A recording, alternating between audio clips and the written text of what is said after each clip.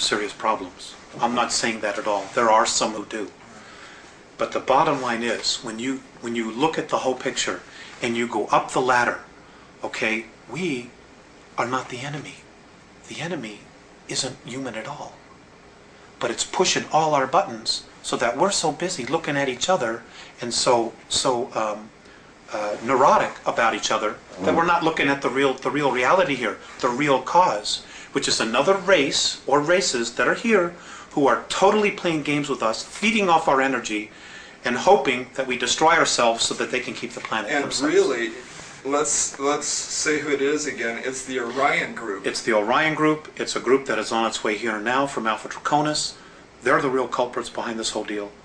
Alpha Draconis or Orion, or both those two? Alpha Draconis. They're the real culprits behind this whole thing. Above the Orion group? Yes. Okay. Yes. So then there's Orion. Then there's Orion, the Orion group. Then you've got the Greys.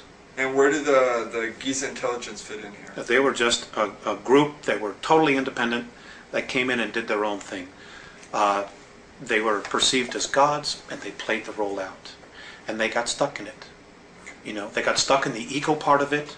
We're gods. We can do this. We have all this technology, and they just played it out for all that it was worth.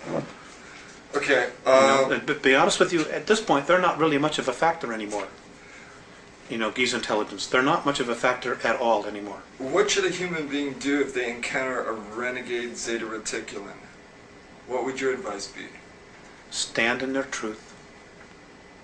If you can't run, stand in your truth and just look at them. If they try to project their thoughts into your head, you just stand firm with who you are and you say, no, you are not coming into my head. You are not taking me over, and you are not going to violate my free will. I don't give a damn who you are. Leave me alone. Period. Because if it's a benevolent, they will not try to do it. They will not try to take you over. They will not try to put crap into your head so they can feed off of your fear. Period. All right. Excellent. Okay, I'm going to skip the Giza intelligence for the moment then, and we'll go to the Alpha Draconis. Can we take a short time out? Oh, definitely. Thank you. You know, Rick, there's something else I want to stress here, and that is, and this is something that the Andromedans have really stressed. There is no race any better than us. Just because they're different, just because they're more evolved, doesn't mean that they're better. We are equal. We're just not maybe as aware as they are. But that doesn't mean that any race is any better or any less. In fact, we're all equal. So we should not worship anybody? Hell, no. Absolutely not. That's how we got into this mess in the first place. Right. If you want to worship somebody, worship the God within you. That's it. Worship no one else. And if you're going to have a tyrant in your life, let it be that part of you that's critical of you. Let that be your only tyrant. Don't give anybody else any power outside of your physical form to be a tyrant, to control you, or manipulate you in any way. Be yourself.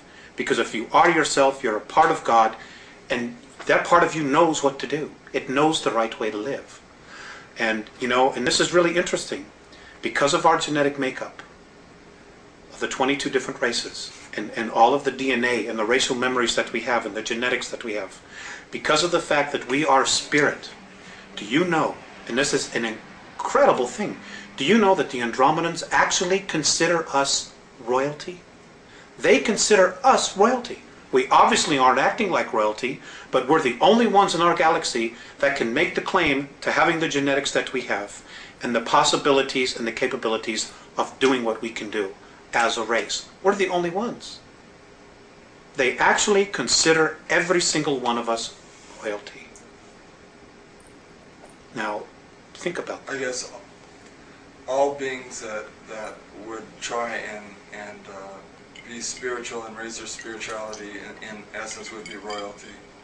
You know? Yes, I suppose that's true. Okay, let's talk a little bit about the ringleaders then of this whole orchestration that's going here on Earth. According to your Andromedan sources, there are 22 races originally colonized the Earth, the first race being the Reptilians from Alpha Draconis. What was the nature of their colony here? Well, they're Hyperborean. Basically, they're explorers. And they're also genetic engineers.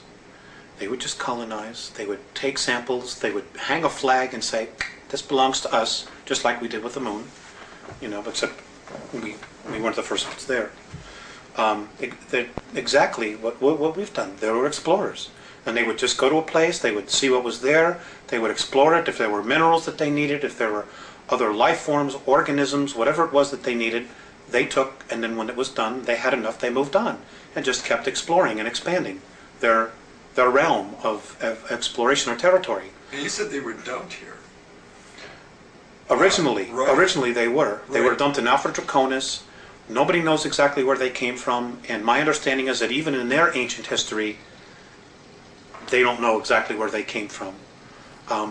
But they were left in Alpha Draconis because that particular system offered them the highest probability of survival.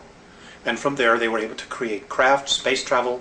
I mean, they're magnificent in what they did, and they're to be commended for what they did. But the fact that they need to control and dominate and manipulate to the degree, sorry, I have a problem with that. And so does half of the galaxy. That's just the way they are. They're the biggest bully. Nobody can beat them up or wipe them out, so therefore they have no motivation to change. So that's the space they hold. And, you know, the Andromedans actually consider them the ultimate warriors, which says a lot, you know, for whatever reasons. A lot of bullies end up destroying themselves. Well, that's something that may possibly need to happen, we hope soon, or I hope soon. You know, because we need to be free. We need to have our shackles that we've been put around us let go of, so that we can really evolve. And you know, we have awesome potential. We really do. We have been, as a race, we have been through so much here.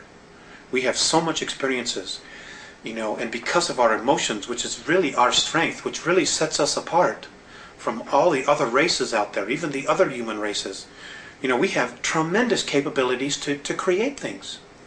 And, you know, but we need to get clear of what's real and what isn't. You know, we also need to get really clear about being able to create our own future, to create our own reality, and not have somebody say, well, that doesn't work for me, so you're going to have to do this. You know, play God and ruler over us. You know, sense of responsibility is right. so important in all of this. It's with any sense of power, with any knowledge, comes responsibility. That's exactly right. And the divine plan is one of freedom, free expression. Free expression, free expression, free expression. It is not one where they want to implant us and they say, you are going to be a worker, you're going to be this, you're going to be that. Sorry, that's not what it's all about. And if anybody tries to force that stuff down your throat, fight it. Okay, so the Andromedans tell you that the Alpha Draconans are here now. Where? There are 1,833 of them that have been living underground between 100 and 200 miles beneath the surface. They've been here, some of them have been here a long, long time. They have lifespans that are thousands of years. They're carnivorous. They are not friendly to mankind, at least the ones that are here. Are you saying carnivorous, they eat humans? Yes. And they need to be, they won't eat a dead human, it has to be alive at the time of the killing. Their preference is children. You know, and we've been told, you shouldn't talk about that. You know, there are other people say, well, you better not talk about the reptilians. Well, you know, bull. You know, why not? According to the Andromedans, they're responsible for 31,712 children disappearing in the last 25 years from the United States. These children were food. And I'm supposed to just shut up and not say anything about it because people don't want to hear it? That's tough. That's tough. You know, Westchester County, in the last 5 years, 3,000 children in Westchester County, New York, have vanished without a trace. Where are they going? Why are we allowing this to happen? And why should people want to stay in denial about it? Now, how are they able to do this? How are they able to? How are they able to?